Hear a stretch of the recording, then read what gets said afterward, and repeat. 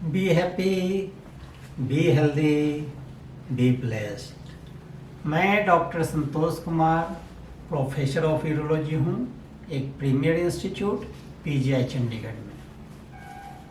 आज मैं डिस्कस करने जा रहा हूँ ये प्रोस्टेट ग्लैंड का इनलार्जमेंट, जिसे बीपीएच कहते हैं, जिसे पंजाबी में आमतौर के भाषा में गदूदा कहते हैं, और प्रोस्टेट कैंसर में क्या डिफरेंस है।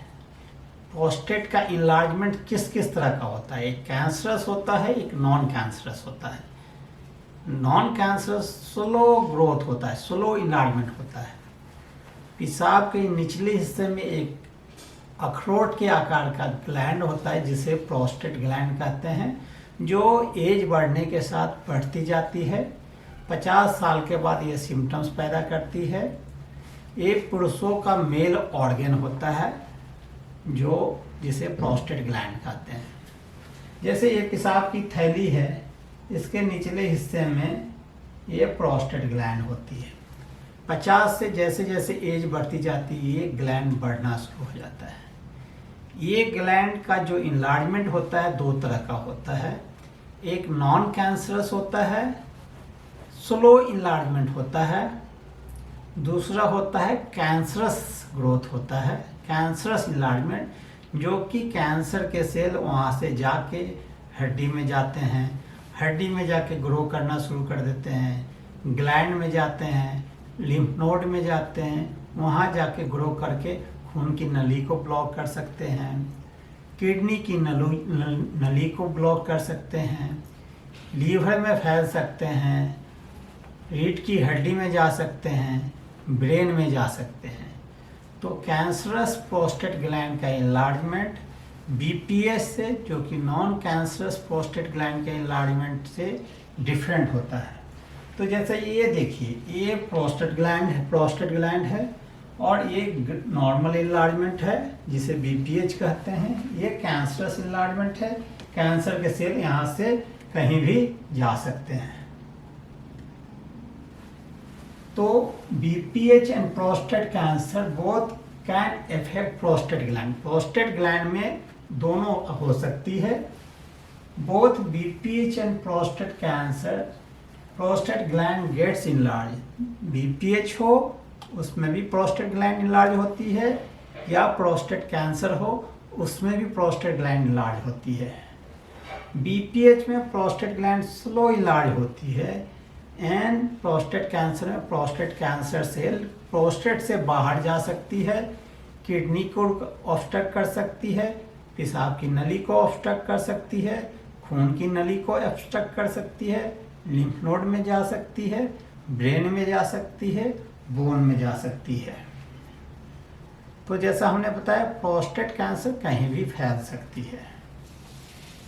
और बीपीएच जो होती है, वो प्रोस्टेट कैंसर की वजह नहीं होती है।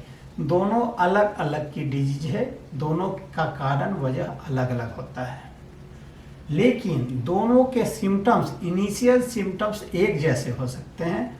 What are the symptoms of BPH and prostate cancer? Prostate cancer के सिम्टम्स क्या होते हैं, बीपीएच के सिम्टम्स क्या होते हैं? तो बीपीएच एंड प्रोस्टेट कैंसर के कुछ सिम्टम्स मिलते जुलते होते हैं, लेकिन कुछ सिम्टम्स डिफरेंट होते हैं। तो क्या सिम्टम्स मिलते जुलते हो सकते हैं?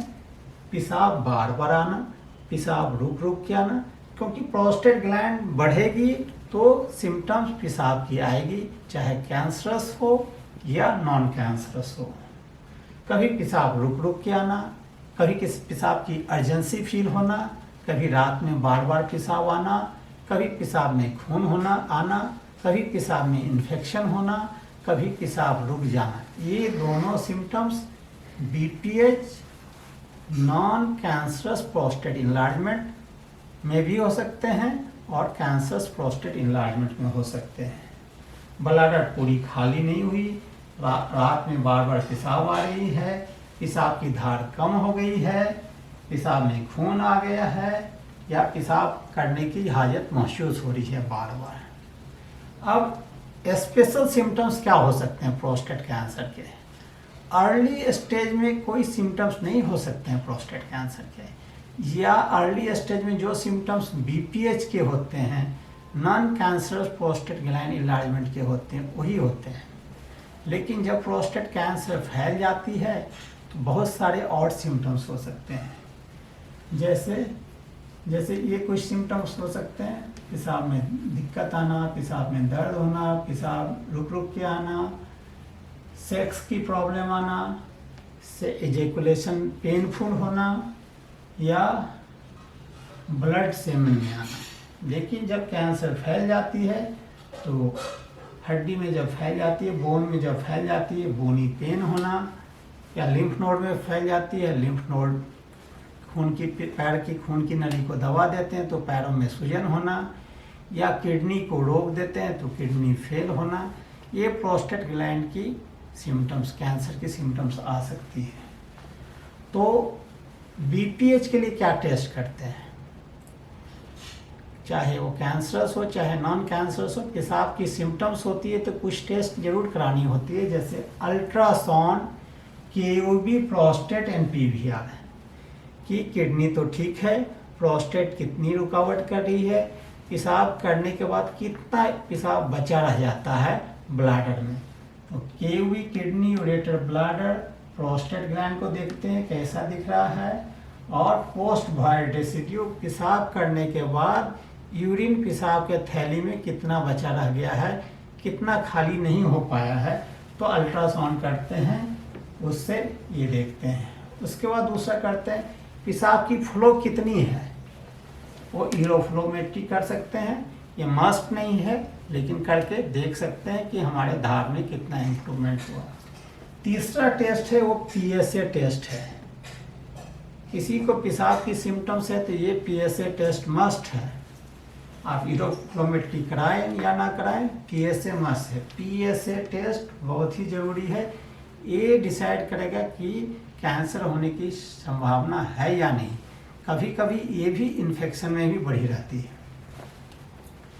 जब प्रोस्टेट कैंसर सस्पेक्ट करें और प्रोस्टेट कैंसर की डायग्नोसिस करनी है तो क्या करेंगे, प्रोस्टेट कैंसर के लिए टेस्ट है जैसे प्रोस्टेट स्पेसिफिक एंटीजन पीएसए।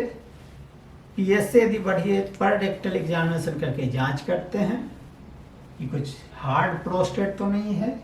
फिर अल्ट्रासाउंड गाइडेड प्रोस्टेट की बायोप्सी करनी पड़ती है और एमआरआई की जरूरत पड़ती है और पीएसए में पेट की जरूरत पड़ती है। ये डिपेंड करता है कि कौन से स्टेज में प्रोस्टेट कैंसर है, उसके अकॉर्डिंगली ये सारे टेस्ट की जरूरत पड़ती है। अब जो नॉन कैंसरस प्रोस्टेट है, बीपीएच जिसे कहते हैं, गरुदा कहते हैं, पीएसए नॉर्मल है, कैंसर नहीं है, तब क्या ट्रीटमेंट करते हैं, तब कुछ मेडिसिन देते हैं जिसे अल्फा ब्लॉकर्स कहते हैं। वो प्रोस्टेट के मसल को रिलैक्स कर देता है और जैसे ये पेशाब की नली है, प्रोस्टेट ग्लैंड ऐसे है तो इसको रिलैक्स कर दिया तो पेशाब आ जाती है आराम से। कुछ 5 अल्फा रिडक्टेज होते हैं जिसे डूटास्टेरॉइड कहते हैं, ये प्रोस्टेट की साइज को कम करता है, ये पीएसए को भी कम करता है। इसलिए पहले पीएसए करा के देख लें कि कोई कैंसर तो नहीं है, तभी ये शुरू करनी चाहिए। यूरोलॉजिस्ट के कंसल्टेशन के बिना ये दवा कभी नहीं शुरू करनी चाहिए। और जब सिम्टम्स इससे कंट्रोल नहीं हो रहे हैं, पेशाब में बार बार इन्फेक्शन हो रहे हैं, पेशाब में प्रोस्टेट ग्लैंड बहुत ही ज़्यादा रुकावट डाल रही है, तो endoscopic surgery, bipolar surgery, endoscopic surgery और लेजर सर्जरी जो भी कहें वो करते हैं। जब प्रोस्टेट कैंसर है, इन्लार्जमेंट का कारण कैंसर है, तो अर्ली स्टेज में रोबोटिक सर्जरी, रोबोट के द्वारा हम सर्जरी करते हैं, रोबोटिक रेडिकल प्रोस्टेक्टोमी जिसे कहते हैं। रोबोट के द्वारा सर्जरी करके सर्जन रोबोट को कंट्रोल करके प्रोस्टेट ग्लैंड को जड़ से निकाल देते हैं। वो स्टेज 1-2 में बेस्ट ट्रीटमेंट माना जाता है। अर्ली स्टेज 3 में भी इसे किया जा सकता है। जब प्रोस्टेट कैंसर फैली हुई है तब क्या करते हैं, प्रोस्टेट कैंसर का ग्रोथ जो होता है मेल हार्मोन से होता है जिसे टेस्टोस्टेरोन कहते हैं, तो हार्मोनल ट्रीटमेंट देते हैं। First line of hormonal treatment, second line of hormonal treatment और कीमोथेरेपी। ये फैले हुए प्रोस्टेट कैंसर का ट्रीटमेंट है। तो जैसा हमने बता दिया, लेकिन जब कैंसर फैली भी हुई होती है तो घबराने की बात नहीं है। एक लॉन्ग क्वालिटी ऑफ लाइफ आप ये ट्रीटमेंट से अचीव कर सकते हैं। Hormonal treatment, first line of hormonal treatment, second line of hormonal treatment, chemotherapy और अन्य तरह की सपोर्टिव ट्रीटमेंट होती है, जैसे कैल्शियम, विटामिन, आयरन, ये सारे, और बोन को मजबूत करने की ट्रीटमेंट होती है। और आपकी डाइट को, आपकी एक्टिविटी को अच्छी रखने की ज़रूरत पड़ती है, जिससे आप कैंसर को अच्छी तरह फाइट कर सकें। तो ये था मेरा आपका ये वीडियो जो आपके इंफॉर्मेशन के लिए था। B happy, be healthy, be blessed. Thank you.